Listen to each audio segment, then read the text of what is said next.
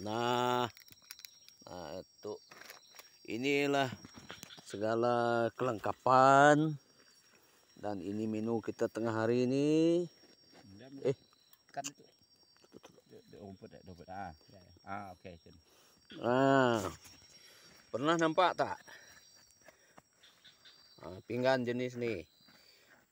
Ini pinggan tradisional orang kaum Dayak yang masih wujud hingga ke zaman ini ya. Ini satu alternatif untuk kita survival di hutan. Ini diperbuat daripada Pepah Pinang. pepah pinang. Itu dia. Dikopek dulu.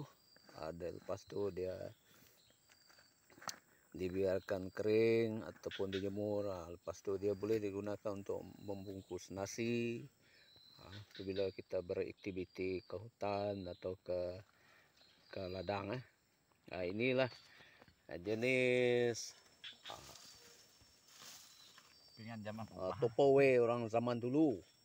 Inilah dia sebelum zaman plastik. Inilah zaman Tupperware orang zaman dulu. Jadi itu kita hargailah tumbuh-tumbuhan alam sekitar seperti ini supaya ianya tidak pupus di telan arus pembangunan. Kekalkan yang sedia ada supaya kita sentiasa ada sumbernya. Okey.